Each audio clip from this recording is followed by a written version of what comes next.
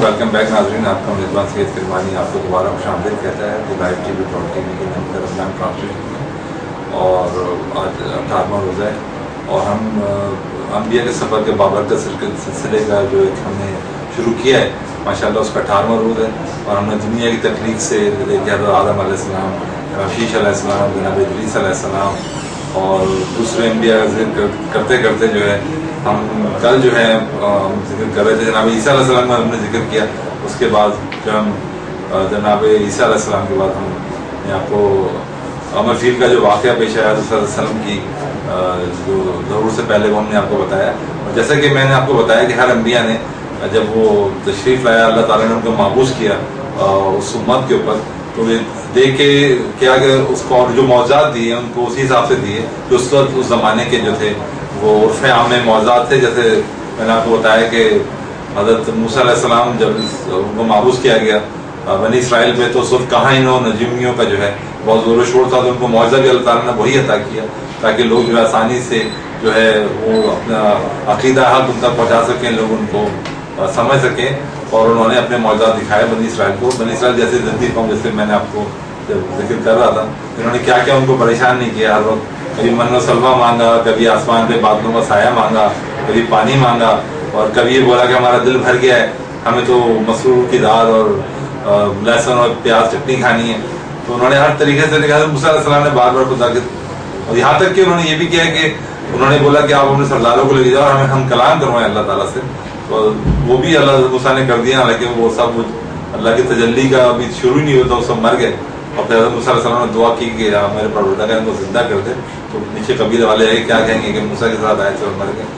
تو اسی طرح میں دوسرے پیغمبروں کا وہ میں آپ کو بتاتا رہا. حضرت عیسیٰ علیہ السلام جب کو معبوس کیا گیا تو اس وقت جو تھا اور بنی اسرائیل میں اور جو وہاں دوسرے لوگ تھے اس میں طب کا بہت دورہ تھا. تو اللہ تعالیٰ نے ان کو معجزہ دیا. ان کو یہ معجزہ تھا کیا کہ وہ کسی جو پیدائشی نابینا ہوتا ہے اس کو اگر وہ ہاتھ بھی لگاتے تھے تو اس کی بینائی آ جاتی تھی. کوئی کوہڑ یا کوئی برس کے مرض میں مبتلا ہوتا تھا وہ بالکل شفا یاب ہو جاتا تھا. اللہ تعالیٰ نے ان کو قوت ادا کی کہ باذن اللہ وہ مردے کو زندگی دے دیتے تھے.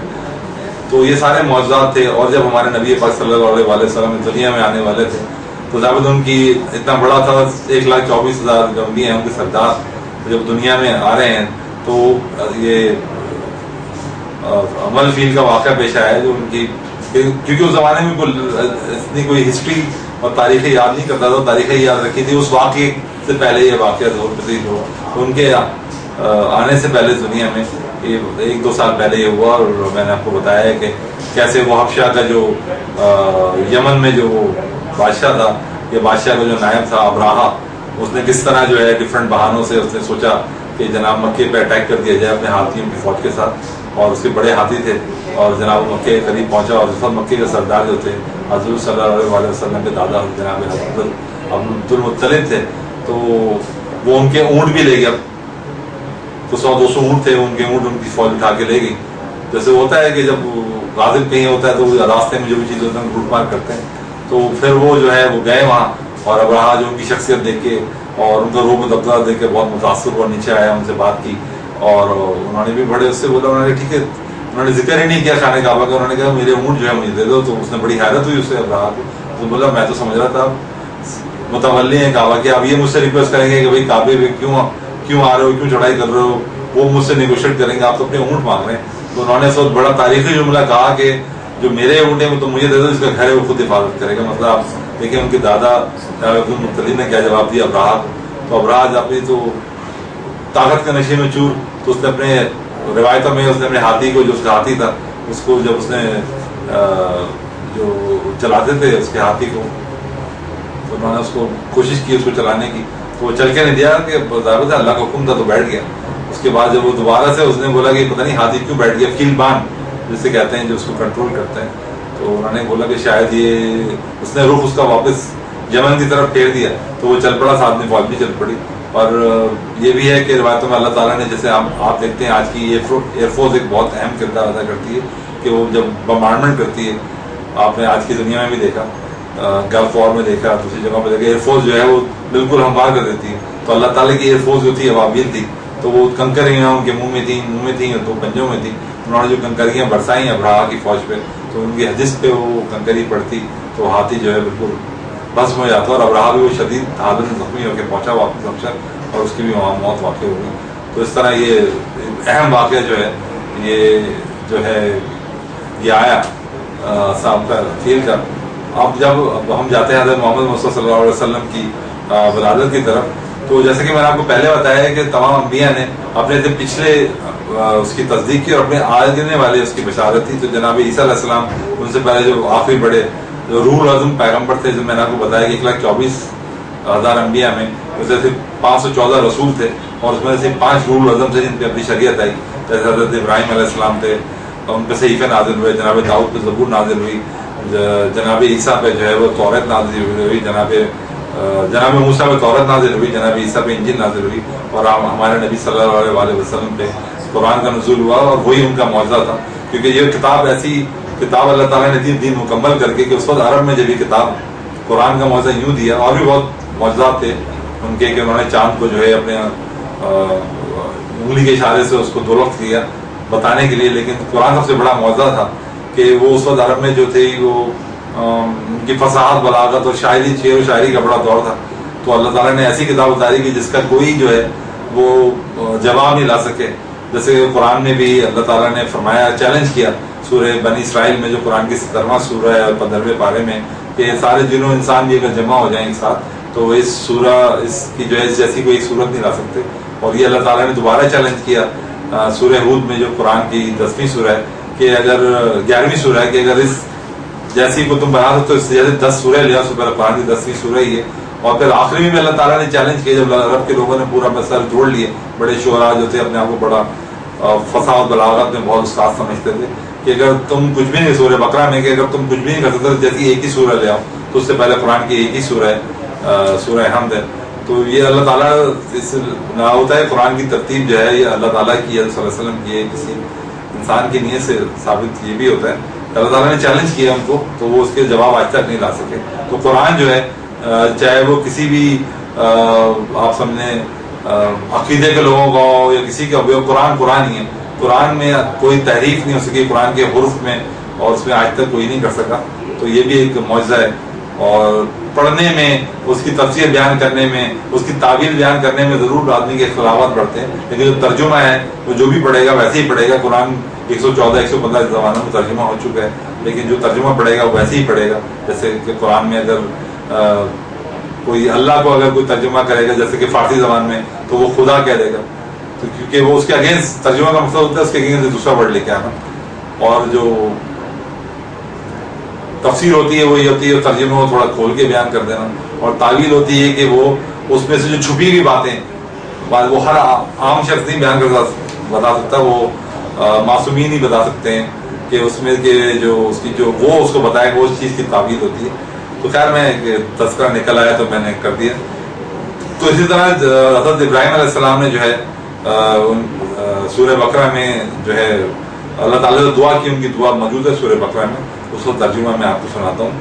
حضرت ابراہیم علیہ السلام نے دعا کی، اے ہمارے پالنے والے، مکے والوں میں انہی میں سے ایک رسول کو بھیج جو ان کو تیری آیتیں پڑھ کر سنائے اور کتاب و حکمت کی تعلیم دے اور ان کا تزکیہ نفس کرے، بے شک تو ہی غالب اور صاحب حکمت ہے۔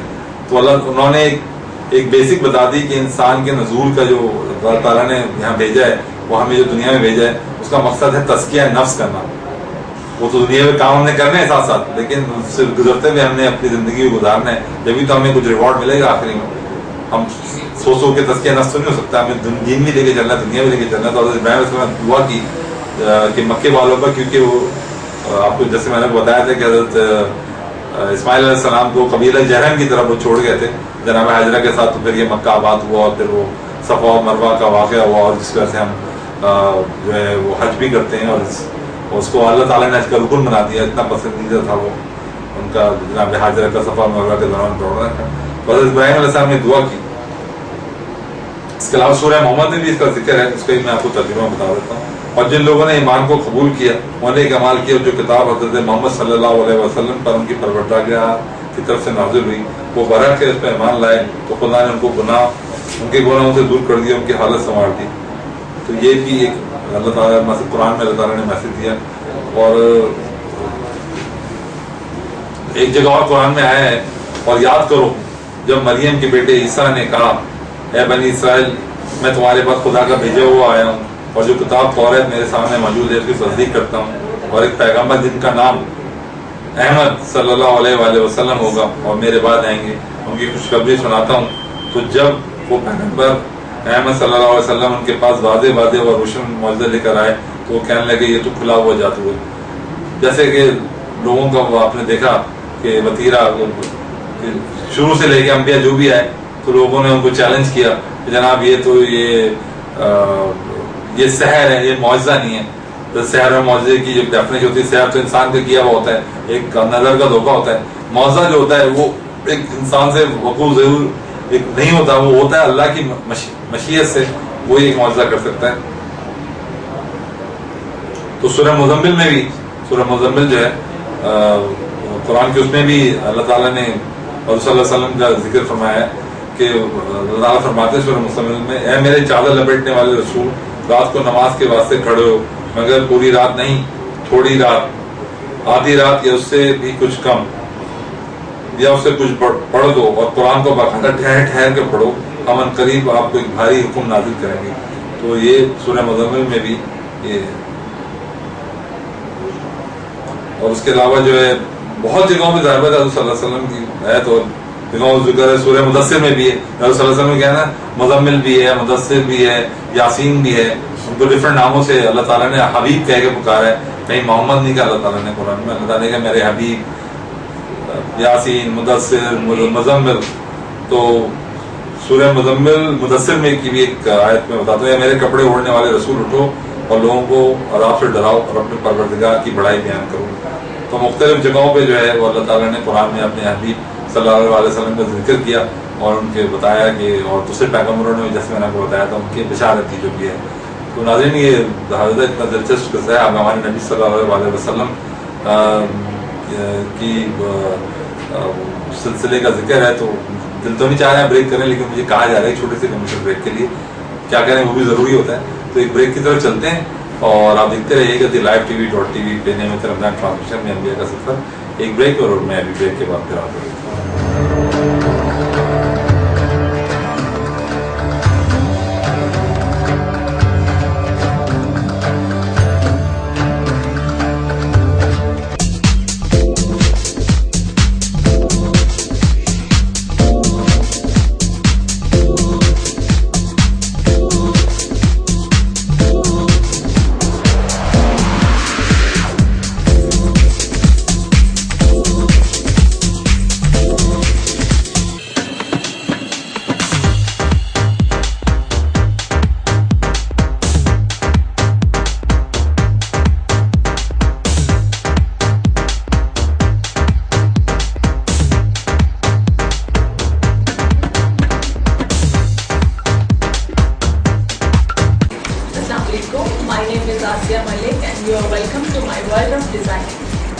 I'm designing for my overseas clients since last 15 years and اب میں نے پچھلے 1 سال سے اپنی برانڈ یہاں پاکستان میں لانچ کی ہے، اور اب میری عید کلیکشن آنے والی ہے جس میں میں نے سمرس کے لائٹ کلرز اٹھائے ہیں، سافٹ مٹیریل اٹھایا ہے، اور عید کے حوالے سے چونکہ میرے ذہن میں یہ تھا کہ لڑکیاں چوڑیاں پہنیں گی، مہندی لگائیں گی، تو میں نے ویسٹرن کٹس پہ اتنا فوکس نہیں کیا، میں نے اسٹریٹ کرتاز پہ کام کیا ہے، اس پہ میں نے نیک لائن پہ میں نے لائٹ ورک دیا ہے تاکہ چونکہ سمر ہے تو لائٹ فیلنگس ہوں اور لائٹ کلرز کی وجہ سے کول فیلنگز آئیں، اور میں نے کرتاز کے دامن پہ کام کیا اور کچھ کلرز بھی ڈالیں تاکہ عید کی وجہ سے تھوڑا سا کلرفل افیکٹ بھی آ جائے۔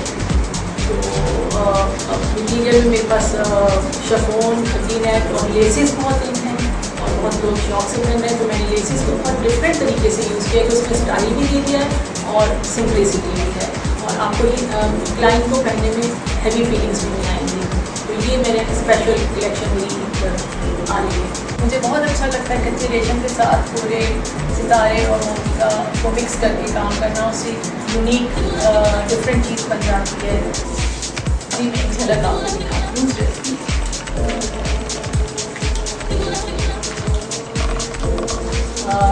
جیسے یہ ہے، یہ ہلکا اور ڈاؤن کو مکس کر کے کٹ دیا ہے، اس کے ساتھ یہ کچے ریشم کا کام ہے. آپ دیکھ رہے ہیں کہ اس میں ڈائمنڈیز بھی ہے اور دبکا نقشی بھی ہے تاکہ برائڈل ویڈنگ ڈریس کا ایک لک آ جائے. اس کے بعد سیکوینس کا فیبرک یوز کیا ہے.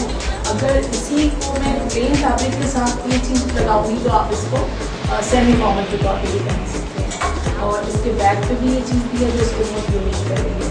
اور اس کو ہم پلین سافٹ مٹیریل پہ بھی یہی چیز ہم نیک لائن بارڈر کسی میں بھی ہم اس کو کر سکتے ہیں. گاؤن میں بھی ہم اسے ونٹرز میں اگر ہم اس کو موٹے کپڑے پہ گاؤنس پہ بھی دے سکتے ہیں تو بہت خوبصورت اور یونیک چیز.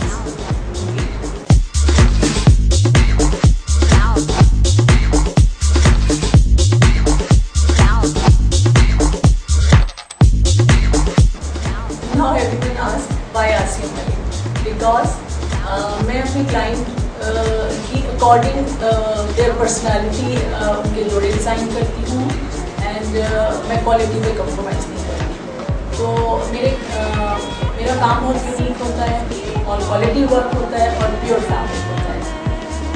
مائی prices are not very much high. It's started from 6,000 onwards. So come and be a part of our cinematic.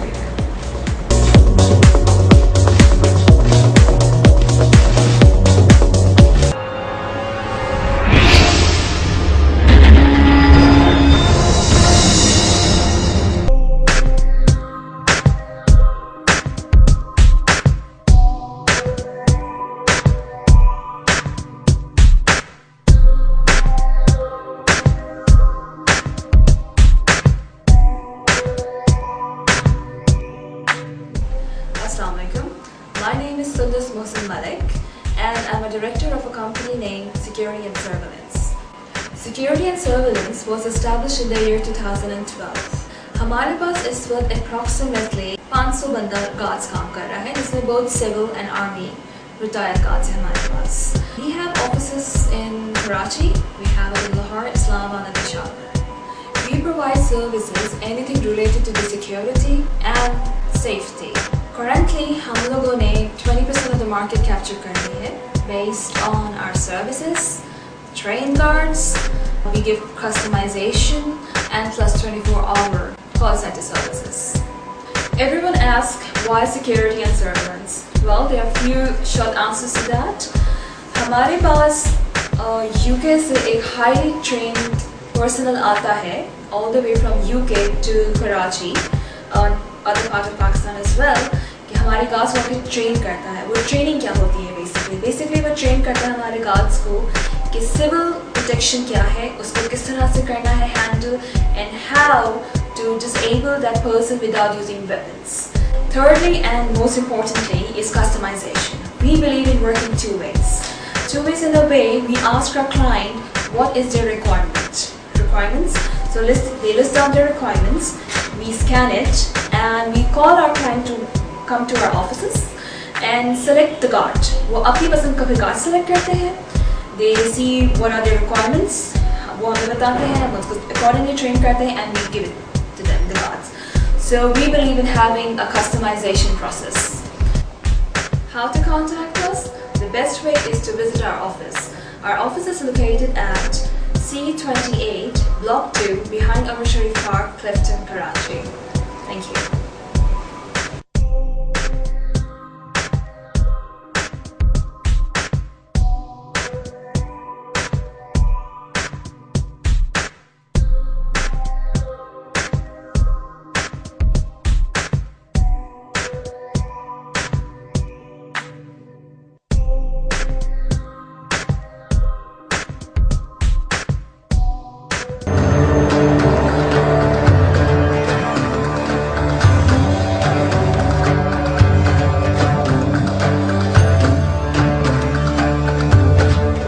Welcome back ناظرین, آپ کا میزبان سید کرمانی آپ کو دوبارہ خدمت کرتا ہے انبیاء کے سفر میں. اور میں جیسے آئے تھے ترجمہ آپ کو سنا رہا تھا قرآن سے جو ہمارے نبی پاک صلی اللہ علیہ وسلم کے متعلق ہیں, اور جناب ابراہیم علیہ السلام کی دعا بھی میں نے آپ کو سنائی, اور سورہ مزمل کی بھی میں نے آپ کو سنائی اور پڑھ کے سنائی, سورہ مدثر کی آیت بھی میں نے آپ کو پڑھ کے سنائی. تو اور سورہ عالم نشرہ میں بھی ذکر ہے, تو میں آپ کو سناتا ہوں تو ترجمہ. یا رسول صلی اللہ علیہ وسلم, کیا ہم آپ کا سینہ علم سے کشادہ نہیں کیا؟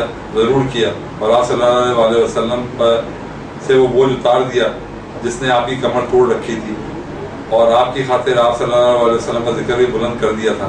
ہاں, مشکل کے ساتھ آسانی بھی ہے, اور بے شک مشکل کے ساتھ آسانی ہے. تو اب جب کہ آپ تبلیغ کے اکثر کاموں سے فارغ ہو چکے ہیں تو اپنا جانشین مقرر کر دو اور بارگاہ میں حاضر ہونے کی طرف راغب ہو جاؤ. یہ سورہ علم نشرہ کے 30ویں پارے میں. اور سورہ کوثر میں بھی ہیں, سورہ کوثر انا اعطیناک الکوثر رب کا وانحر ان شانئک هو الابتر. اللہ کے نام سے شروع جو بڑا مہربان اور رحیم ہے. اے رسول صلی اللہ علیہ وسلم, ہم نے آپ کو کوثر خیر کثیر عطا کی, تو تم اپنے پروردگار کی نمازیں پڑھا کرو اور قربانی دیا کرو, بے شک تمہارا دشمن بے اولاد رہے گا. سورہ کوثر یہ بھی 30ویں پارے میں. تو یہ ساری جو آیت ہیں تو بڑا ہے قرآن. تو آپ کے اس میں گرابی جو قرآن میں جو ہے وہ 4 مرتبہ آیا ہے. تو قرآن رشد و ہدایت اور محمد صلی اللہ علیہ وسلم جو ہے وہ اس کے ہادی ہیں. قرآن حق و صداقت کے دعوت و پیغام ہے. قرآن بیسیکلی زیادہ تر لوگ کہتے ہیں کہ ذکر جو ہے انسان کا, لیکن دیکھیں نا قرآن جو ذکر ہے توحید کا, کہ توحید کی طرف اللہ تعالیٰ بلاتا ہے. کہ صداقت کے دعوت پیغام اور نبی اکرم صلی اللہ علیہ وسلم اس کے دعائی اور پیغمبر جو ہیں اس کے ہیں. اس لیے قرآن کا ہر ایک جملہ اور ہر ایک آیت کی کسی حیثیت میں ذات قدسی صفات سے تعلق رکھتی ہے. بلا شبہ آپ صلی اللہ علیہ وسلم خدا پرست انسانوں کے لیے مبشر و بشیر و فتنہ و مفسد و کافر و مشرکوں کے لیے منظر و نذیر ہیں. روز قیامت صادق و کاذب دونوں ارشاد و شہید ہیں. چشم حق بین میں گوشہ حق نیشوں کے ناسا ہیں, اور رائے حق سے بھٹکے ہوں کے لیے ہادی اور خدا سے بھاگے ہوں کے لیے دعائیں ہیں. ان کا وجود رحمت ہے کائنات عالم کے لیے, اور اس کی ہستی نظام کائنات کے لیے نعمت ہے. جاہل و شرک کے لیے نور ہیں, اور پیغام الہی کے لیے نبی رسول مصائب و علام میں عزیز ہیں, اور نوع انسانی کے ہر ایک گوشے حیات کے لیے رعوف و رحیم ان کے صدائے حق ہے, اور ان کی ذات صداقت الامین صادق الامین ہے. قرآن خدا کا آخری پیغام ہے, اس لیے خاطب النبیین ہے. ان کی باسط عالمگیر ہے, اس لیے یاسین ہیں, اور آسمان نبوت کے سراج و منیر ہیں, اور کائنات رسالت کے بشیر و نذیر ہیں.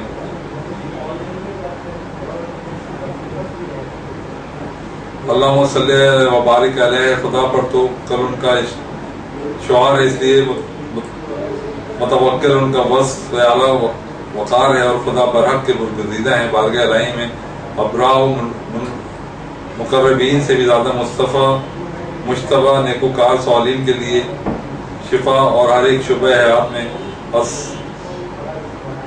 صلی اللہ علیہ وسلم کی یہ سب میں نے آپ کو بے شمار صفاتیں میں نے آپ کو بتائیں.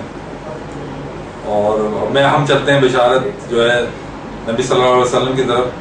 جب اللہ تعالیٰ نے فرمایا کہ وہ وقت یاد کرو جب اللہ نے پیغمبروں سے عہد لیا, یہ سورہ بقرہ میں ہے, جو اپنے حبیب سے اللہ تعالیٰ فرما رہے ہیں کہ اے نبی میرے حبیب وہ وقت یاد کرو جب اللہ نے پیغمبروں سے عہد لیا کہ تم کو جو کتاب اور حکمت عطا کروں گا, پر تمہارے پاس جو وہ پیغمبر آئے گا جو ان کتابوں کی تصدیق کرتا ہو, تمہارے پاس ضرور اس پر ایمان لانا اور ضرور اس کی مدد کرنا. پھر اللہ نے فرمایا تم اس عہد کا اقرار کرتے ہو اور اس کو میرا اہم عہد سمجھ کر قبول کرتے ہو. تو انہوں نے کہا بے شک, سارے انبیاء نے کہا بے شک ہم اقرار کرتے ہیں. اللہ نے فرمایا کہ تم اس عہد پر گواہ ہو اور میں بھی تمہارے ساتھ گواہ بنتا ہوں. تو اگر آپ یہ اس پہ غور کریں, اس میں نے سورہ بقرہ کی آپ کو جس آیت کا جو ترجمہ پڑھ کے سنایا کہ اللہ تعالیٰ نے جو عہد یہ سارے انبیاء تو ایک کے بعد ایک آئے, اور جیسے کہ ہمارے نبی صلی اللہ علیہ وسلم سے آخر میں ہے, تو یہ عہد کہاں ہوا؟ یہ عہد ہوا عالم ارواح میں, جہاں سارے انبیاء موجود تھے اور ان کے سامنے یہ عہد کیا گیا دیا اللہ تعالیٰ نے کہ میرے جو تمہیں جو کتاب عطا فرمائی ہے اسے تصدیق کرو گے, اور میرے نبی جب آئیں گے تم ان پہ ایمان لاؤ گے, اور اگر انہیں مدد کی ضرورت ہوگی تم ان کی مدد کرو گے, اور کیا تم اس بات کو جو ہے اقرار کرتے ہو؟ انہوں نے کہا ہاں. تو انہوں نے اللہ تعالیٰ نے بولا کہ میں بھی ان گواہوں میں سے ہوں, تمہارے ساتھ گواہ بنتا ہوں. تو ابتدا میں ایسا نہ تھا کہ لوگ الگ الگ گروہوں میں بٹے ہوئے نہیں تھے, ایک ہی قوم و جماعت تھے. پھر ایسا ہوا کہ وہاں گروہ مختلف ہو گئے, الگ الگ ٹولیاں بن گئیں, बस अल्लाह ने एक के बाद दिगर नबियों को माबूस किया और ईमान अमल की बरकत, जैसे कि आपको बता आदम अलैहिस्सलाम आए, उनके बेटे थे हाबिल और काबिल, और काबिल ने हाबिल को शहीद कर दिया, शहीद अव्वल भी है। उसके बाद एक हाबिल की औलाद थी और एक काबिल की औलाद थी, तो उसके बाद ये सिलसिला जो है ये चल पड़ा। ने उनके साथ किताब इलाही नाजिल की गई ताकि उनकी बातों में लोग इख्तिलाफ करने लगे तो उनमें वो फैसला करने वाले हों, तमाम लोगों को राह हक पर मुत्तहद कर दे। जो लोग बाहम गुरूह मुख्तलिफ हुए तो उसके लिए उन्होंने हिदायत से महरूम, हकीकत से बेखबर थे नहीं, बल्कि वही इलाही उनके वादा अहकाम उनके सामने थे, मगर फिर भी महज आपस की जिद और मुखालफत से इख्तिलाफ करने लगे थे। बिलाखिर अल्लाह ने ईमान वालों को दीन की वो हकीकत दिखा दी जिसमें लोग मुख्तलिफ हो रहे थे। अल्लाह जैसे चाहता है दीन की सही राह दिखला देता है। बेशक अल्लाह का फरमान है, बस मैं उनके लिए रहमत लिख दूंगा जो रसूल की पैरवी करेंगे, वो बनी उम्मी होंगे, यानी दुनिया के सिलसिले तालीम और ताल्लुम के लिहाज से किसी से पढ़ा लिखा ना होगा, और उसके ज़हूर की खबर वो यहाँ तो तौरात और इंजील में लिखे पाएंगे, और उन्हीं नेकी का हुक्म देगा, बुराई से रुकेगा और पसंदीदा चीज़ें हलाल करेगा और गंदी चीज़ें हराम ठहराएगा, और इस बोझ से निजात देगा जिसके तले वो दबे होंगे, और उन फंदों से निकालेगा जिनमें गिरफ्तार होंगे। तो जो लोग उन पर ईमान लाए उनकी उनके लिए रोके हुए राह हक में उनकी मदद की और उसकी रोशनी के पीछे हुए उनके साथ भेजी गई है, यानी कुरान। सो वही है जो कामयाबी पाने वाले हैं। पैगम्बर तुम लोगों से कहो कि अफराद नस्ल इंसानी में तुम सबकी तरफ भेजा हुआ आया हूँ, वो खुदा की आसमानों की ज़मीनों की बादशाहत इसी के लिए है। कोई माबूद नहीं मगर वही एक ज़ात, वही पैदा करता है, वही मारता है। बस अल्लाह पर ईमान लाओ और उसके रसूल नबी उम्मी पर जो अल्लाह उसके कलामात यानी उसकी तमाम किताबों पर ईमान रखता है, और उसकी पैरवी करो ताकि तुम कामयाबी की राह पे जा सको। तो खुदा वो बुजुर्ग बरतर की सदाकत और हिदायत का पैगाम नूर हिदायत सुन बनकर सीना से हज़रत मूसा अलैहिस्सलाम सहरा सीना से हज़रत मूसा अलैहिस्सलाम की शक्ल में नमरूद हुआ, और सुरात शीरा पे हज़रत मसीह की सूरत में जलो अफरोज हुआ, और फारान की जो पहाड़ियाँ थी हज़रत मोहम्मद सल्लल्लाहु अलैहि वसल्लम का रुख अनवर बनकर जलू वगैरह जहाँ उन्होंने सबको बताया। जब उसकी किरणों की कायनात के चारों तरफ फैल गई तो तमाम आलम इंसान को रोशन और मुनव्वर बना दिया। जुल्मत और शिर्क और कुफ्र को मिटाकर नूर तौहीद से दुनिया के तमाम दोषों को ताबना और दरख्शां कर दिया। तो इस पर इरशाद खुदाबंदी भी है कि वो लोग जिनको हमने किताब अता की और वो तुमको इसी तरह पैगम्बर हक पहचानते हैं जैसे अपने बेटों को पहचानते हैं, और बिलाशुबा उनमें से एक फरीक हक को छुपाता है और खूब जानता है वो हक को छुपा रहे हैं।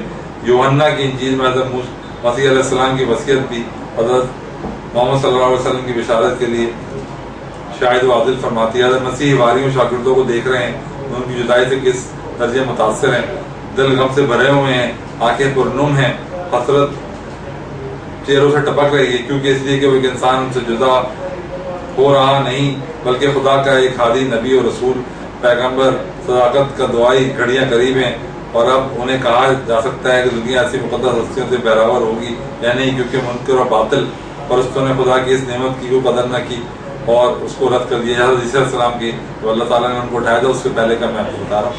तो इस गमगीन आंखों के मंजर में मसीह अलैहिस्सलाम उनको तसल्ली और तशफ़ी देते हैं, यकीन दिलाते हैं मेरा जाना तुम्हारे लिए फ़ायदेमंद है।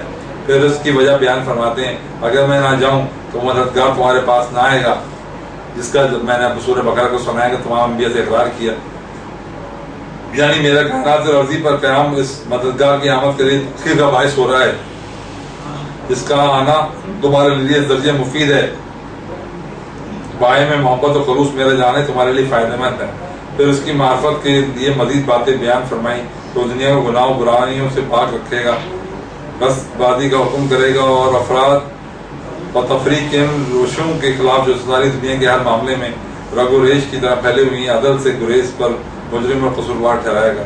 तो इस पर इरशाद खुदाबंदी है, मेहमान वालों तुम्हारे पास अल्लाह का एक रसूल आ गया है जो तुम ही में से है, तुम्हारे रंजो गम में उस पर शाह गुजरता है कि तुम उसको तकलीफ होती हो, तुम्हारी भलाई का बड़ा ही ख्वाहिशमंद है और ईमान वालों को शफकत रखने वाला रहमत वाला है। पैगम्बर अगर इस पर भी ये लोग खिताबी करें तो उनसे कह दो मेरे अल्लाह का सहारा बस काफ़ी है, कोई माबूद नहीं मगर सिर्फ उसकी ज़ात में, اس پر بھروسہ کیا ہے، وہ تمام عالم ہستی کی جہانداری کے عرش عظیم کا خداوند ہے۔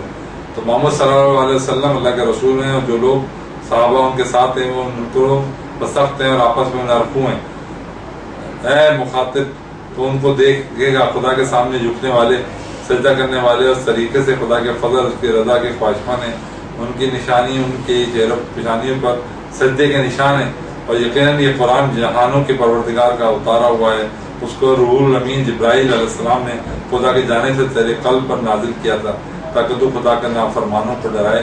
یا صرف عربی زبان میں ہے، اس کا ذکر پہلو گزشتہ پیغمبروں کی کتابوں میں ہے۔ ایک مرتبہ خود نبی اکرم صلی اللہ علیہ وسلم نے انہیں بشارتوں کی جانب اشارہ کرتے ہوئے فرمایا، یعنی میں اپنے باپ ابراہیم علیہ السلام کی دعا ہوں، حضرت اور عیسیٰ مسیح کی بشارت ہوں، یعنی دعائے خلیل اور نبی مسیح ہوں۔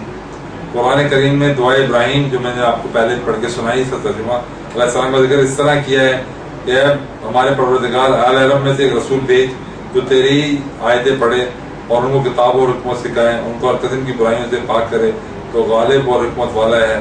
تو سورہ بقرہ کی میں نے آپ کو آیت سنائی۔ اور بشارت مسیح کا ذکر سورہ صف میں اس طرح منقول ہے، اور وہ وقت قابل ذکر ہے جب عیسیٰ ابن مریم نے کہا، اے بنی اسرائیل، میں تمہاری جانب اللہ کا رسول ایلچی ہوں، تصدیق کرنے والا ہوں تو رات کی جو میرے سامنے موجود ہے، اور بشارت دینے والوں کے رسول کی تو میرے بعد آئے گا اور اس کا نام احمد ہوگا۔ تاریخ میں لکھا ہے کہ تاریخ اوراق میں کہ حضرت عیسیٰ علیہ السلام کے ظہور پر تقریباً 6 صدیاں گزر چکی تھیں، 600 سال گزر چکے تھے ان کو اللہ تعالیٰ کی طرف سے آسمان پہ اٹھائے ہوئے، اور اقوام عالم جو ہے خدا کی پیغمبر معرفت و حاصل ہوئی صداقت حق کو فراموش کر چکی تھی۔ مطلب جیسے آپ نے پچھلے انبیاء کے ذکر پہ بھی سنا کہ یار انبیاء کے پہلے اللہ تعالیٰ نے رول اعظم پیغمبر بھیجے، اور ان کے ساتھ ساتھ جو شریعت دیکھ کے آئے، ان کے ساتھ ساتھ انبیاء بھی بھیجے ان کی مدد کے لیے۔ جیسے لوگ بھٹکتے تھے تو ان کے ساتھ جو ہے انبیاء کو بھیجا جاتا تھا، اور زیادہ بھٹک جاتے تھے تو رول اعظم پیغمبر کو شریعت کے ساتھ بھیجا جاتا تھا۔ تو یہ تھا، اور پھر ہمارے نبی صلی اللہ علیہ وسلم کو بھیجا۔ تو بڑا دلچسپ ذکر جاری و ساری ہے۔ تو ابھی ایک چھوٹا سا بریک کے لیے مجھے کہا جا رہا ہے، تو بریک پہ چلتے ہیں اور کہیں نہیں جائے گا، دیکھتے رہیے گا LiveTV.tv کے نام سے رمضان ٹرانسمیشن۔ بریک کے بعد ہم دوبارہ حاضر ہوتے ہیں، چھوٹا سا بریک۔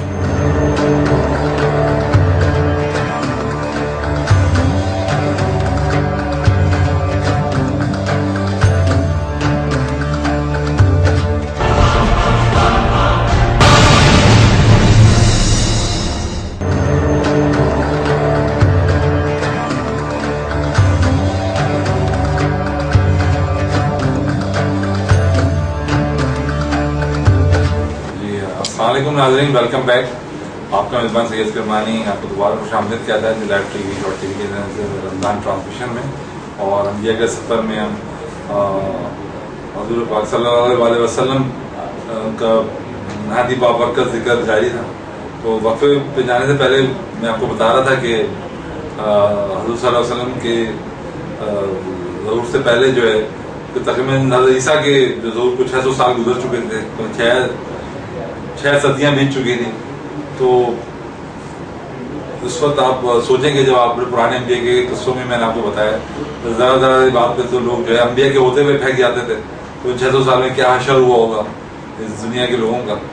تو آخری جو الہامی کتاب تھی انجیل تھی، اس کے بعد دنیا کے لوگ جو ہے وہ اسپیشلی یہودی جو تھے وہ انتظار کر رہے تھے، ان کو اپنی کتابوں سے پتا تھا کہ ان کا زری سے قریب ہوگا۔ تو مدینے کی جو آبادی تھی اس کو یثرب کہتے تھے، یہودی زیادہ تر وہاں پہلے سے آباد ہو گئے تھے، تو ان کو توریت سے اور انجیل سے پتا تھا کہ آخری نبی جو ہے وہ آنے والے ہیں۔ تو جناب رسول صلی اللہ علیہ وسلم جو تھے، جب اللہ تعالیٰ نے جو ہے ہم پہ رحم فرمایا اور اتنے جو بگڑی ہوئی قوم تھی جو ہے امت جو تھی اس کے لیے جو ہے مابوس کیے گئے حضرت عیسیٰ علیہ السلام کے 600 سال بعد، تو تمام کائنات جو تھی انسان خدا پرستی کی بجائے مظاہر پرستی میں مبتلا ہے، اور ملک میں نوع انسانی سے لے کر نوع جماعتات تک پرتشش سرمایہ جو ہے وہ انسان جو ہے وہ مثلا برائیوں میں بہت بری طرح مبتلا تھا، اور کسی نے نعوذ باللہ کسی کو خدا کا بیٹا بنا دیا تھا، اور ایک مادہ پرست نے خود کو دوسروں پر خود اپنی آتما روح کو ہی خدا سمجھ رہا تھا۔ سورج کی پوجا کرتے تھے لوگ، چاند و ستاروں کی پرستش کرتے تھے، حیوانات درختوں اور پتھروں کی عبادت کر رہے تھے، آگ پانی اور قبر کی مٹی کے سامنے ناسیہ مذہب کے سامنے جو ہے وہ ان کی پرستش ہوتی تھی. فرض کائنات کی ہر طرح پرستش اور پوجا کے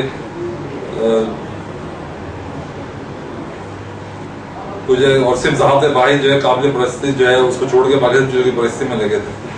تو اس کو اگر ماننا بھی جائے تو دوسروں کی پرستی و عبادت کے ذریعے اگر خالق کے موجود واحد کو دوسروں کے وسط اختیار کے ساتھ مادہ روح و ترتیب سبھی باتوں کا محتاج ہے، اور ذات حق صرف نام کے لیے حقیقت سے چشم پوشی تھی، مگر مزاج کے ساتھ ذات و عشق ذات حق کے بعد تھا، مگر بظاہر سے قربت سرمایہ سعادت و خلقت و بیگانگی تھی، مگر مخلوقات کی عبادت گزاری شعار عام تھی، اور طرف ہم ان کو نہیں پوچھتے تھے مگر ان کے لیے تاکہ وہ خدا کی جانب ہمارے قربت کا ذریعہ بن جائیں. کا مظاہر نظر آتا تھا. یہی وہ تاریخ دور تھا جس میں سنت اللہ یعنی خدا کے قانون و ہدایت نے ماضی کی تاریخ کو پھر دہرایا، اور غیرت حق نے قانون اور عدمہ کو حرکت دی، یعنی آفتاب ہدایت نمرود ہوا اور چاروں طرف چھائی ہوئی شرک و جہالت کی رسم و رواج کی تاریخی کو فنا کر کے عالم ہست و بعود کو علم و یقین کی روشنی سے منور کر دیا. صبح صادق کا سہانا وقت تھا، اور جمعہ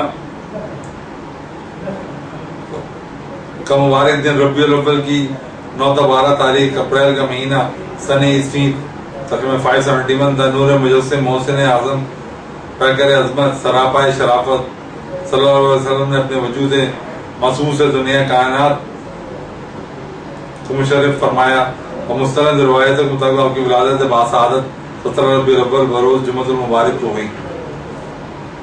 تو کائنات ارض و سما کا ذرہ ذرہ برقرار نور بن گیا. ظاہر اتنی بڑی ہستی اب دنیا میں تشریف لائیں تھی، اللہ کے محبوب. تو 650 برس کے بعد صفائے ارض پہ ملائکہ رحمت کا نزول ہوا. مسجد عبادت کوئی نبی نہیں تھا، کوئی زیادہ ملائکہ کیوں آتے؟ تو تقریباً 650 سال جب حضور صلی اللہ علیہ وسلم آئے تو ملائکہ کا نزول بھی ہوا. توحید و خدا پرستی کا اجڑا ہوا چمن مسکرایا، شرک و بے ایمانی کے دیوانوں میں زلزلہ آیا.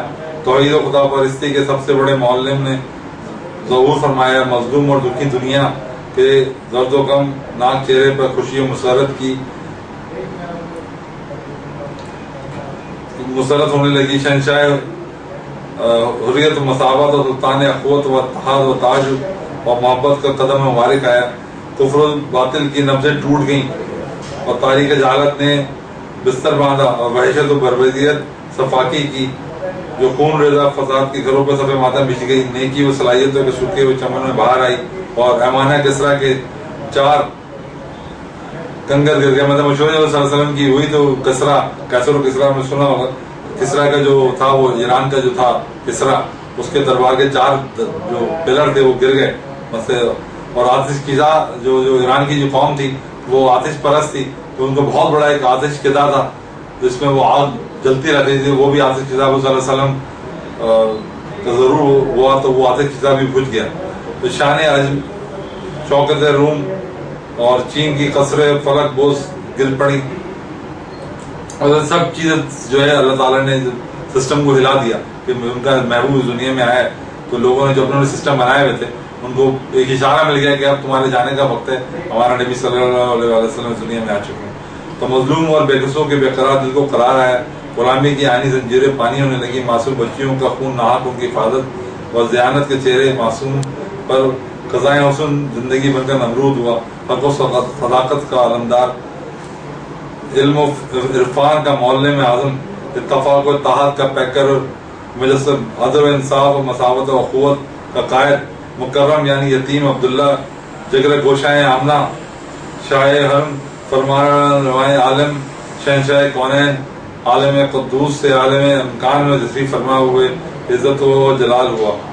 اور باغبان فرصت نے دنیا عالم کو پیغام مسرت سنایا، اور اس سارے کائنات کو غار حسن ازل ملا.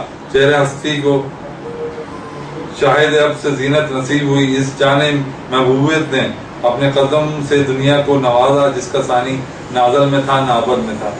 آپ صلی اللہ علیہ وسلم کے والد ماجد حضرت عبداللہ عالم شباب میں صرف 24 سال کی عمر میں آپ کی ولادت باسعادت سے پہلے ہی رحمت فرما گئے تھے. اس لیے آپ صلی اللہ علیہ وسلم کے دادا عبد المطلب کو آپ صلی اللہ علیہ وسلم کی ولادت سے بے حد مسرت ہوئی. اور ولادت کا سنتے ہی دوڑے، فطرے مسرت سے پھولے نہ سمائے، گود میں اٹھا لیا، چوما اور پیار کیا، حصول برکت کے لیے اسی وقت خانہ کعبہ میں لے گئے، وہاں حضور قلب سے بجشن پرنم پوتے کی صحت و عافیت کی دعائیں کی، دھوم دھام سے عقیقہ کیا، معززین کی ضیافتیں کی۔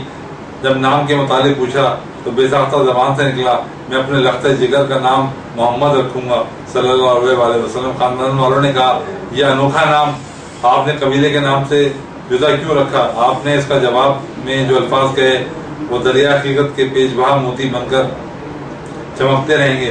فرمایا کہ انعام اس لیے رکھتا ہوں کہ میرا بیٹا بڑا ہو کر دنیا بھر کی تعریف و توصیف کا مستحق ہو، اور خوش نصیب بزرگ عبد المطلب یہ آپ نے نہیں بلکہ محمد صلی اللہ علیہ وسلم کے خالق نے کہلوایا۔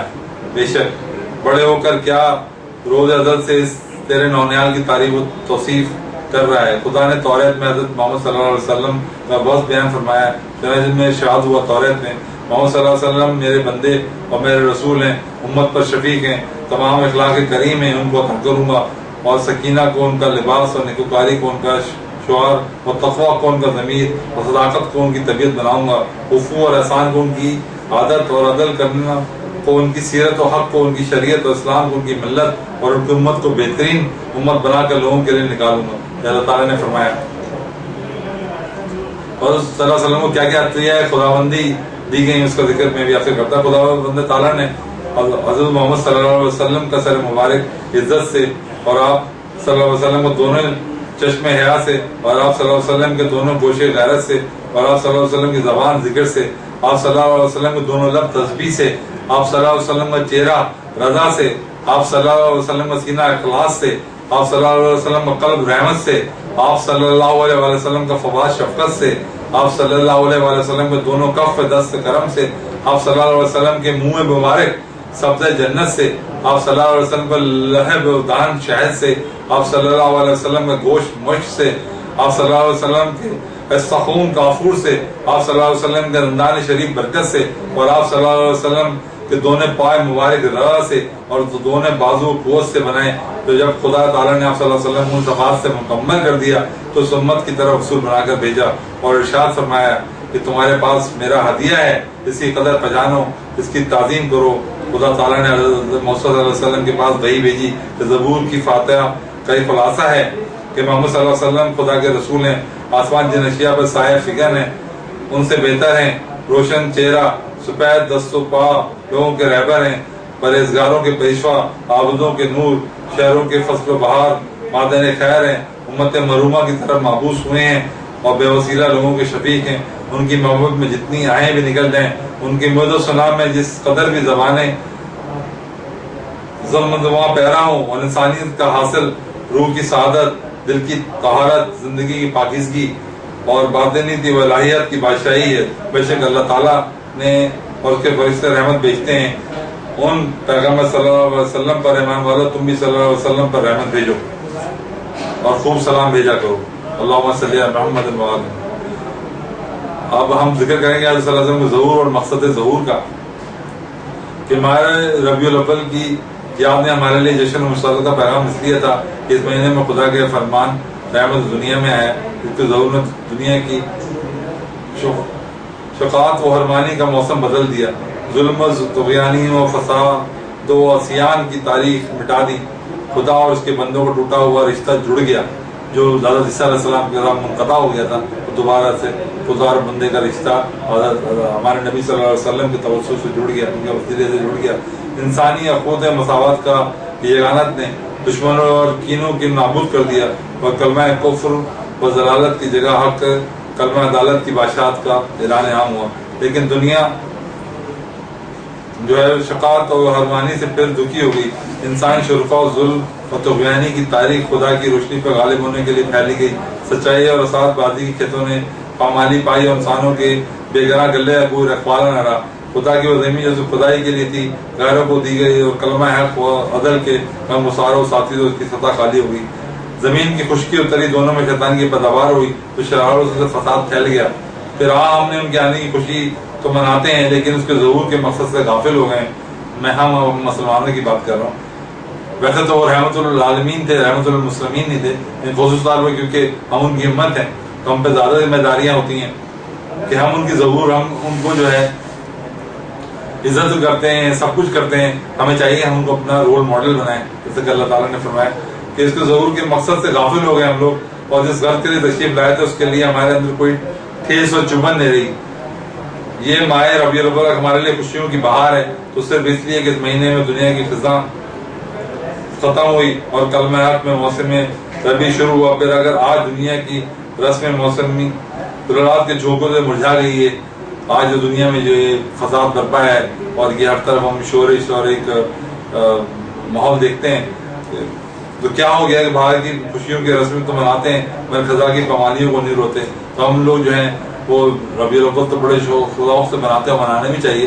ہمارا نبی صلی اللہ علیہ وسلم ضرور ہوا, لیکن ہم ابھی ان کا مقصد ظہور نہیں بھولنا چاہیے کہ وہ کیوں اس دنیا میں تشریف لائے اور یہ نعمت اللہ تعالیٰ نے ہمیں کیوں عطا فرمائی کہ حضرت عیسیٰ کے تقریباً 600-650 سال بعد جب دنیا میں جو ہے دعوت فرشتوں کا اور جبرائیل امین کا آنا جانا بھی کوئی نبی نہیں تھا, تو آنا جانا بھی منقطع تھا, دوبارہ سے تسلسل قائم ہوا اور ہمارے نبی کے وسیلے سے ہم ان امتیوں کا ان سے سلسلہ قائم ہوا کہ ہم ان کے توسل سے اور ان کے وسیلے سے ہم دعائیں مانگ سکیں اور اپنی پریشانیاں جو ہیں ان کے لیے اللہ تعالیٰ سے گڑگڑا سکیں.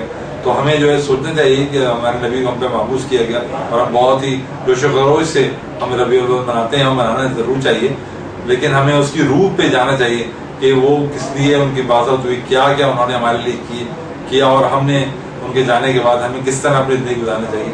ہمیں ان کو اپنا رول ماڈل جانا چاہیے, بنانا چاہیے. ان کی تعلیم ہی صرف نہیں کرنی چاہیے, ان کو اپنا رول ماڈل ہی بنانا چاہیے.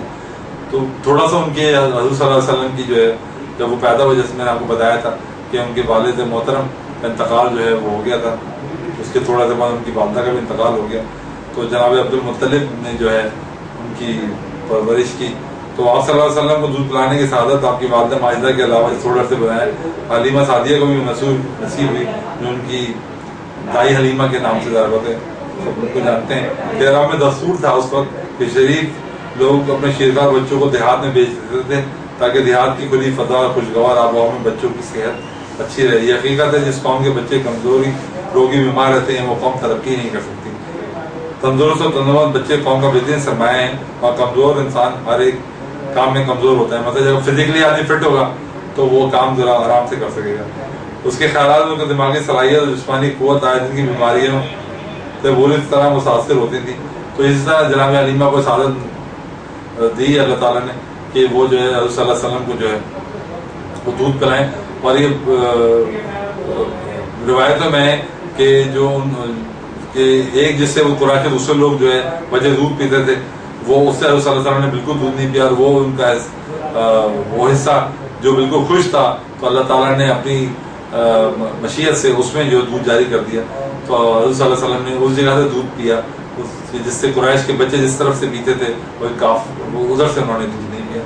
تو یہ بہت ہی دلچسپ قصہ جاری ہے, اور ابھی اب چھوٹا سا بریک کے لیے کہا جا رہا ہے, اور ناظرین اس وقت بھی ختم ہو چکا ہے. تو انشاءاللہ کل میں دوبارہ اس قصے کو یہیں سے شروع کروں گا. آپ دیکھتے رہیے LiveTV.tv پہ نعمت رمضان نشریات. اور ابھی بریک کے بعد جو ہے آپ کو جو ہے 2 پروگرامز ہم آپ کو دکھائیں گے. ایک تو ہمارا شو ہوتا ہے آج پکڑا ہے کیا, اس میں جو ہے مسرور فاطمہ جو ہے مرچی قیمہ بنانا آپ کو سکھائیں گی. تو آپ ان کی ریسیپی دیکھیے گا, پھر آپ اسے ٹرائی کیجیے گا. اور اس کے بعد جو ہے حضور صلی اللہ علیہ وسلم کو جو ہم آپ کو دکھا رہے ہیں اس کا ایپیسوڈ ہے نمبر 20, وہ بھی آپ ملاحظہ فرمائیے گا. تو یہ دونوں چیزوں سے آپ محظوظ ہوں. اور جب تک ہم جو ہے بریک پہ چلتے ہیں, اور بریک کے بعد ان 2 چیزوں کے بعد میں اپنا میزبان سیز کروانے دوبارہ حاضر ہوگا. دیکھتے رہیے LiveTV.tv کی نعمت رمضان ٹرانسمیشن, اور میں آپ سے اجازت چاہتا ہوں. خدا حافظ.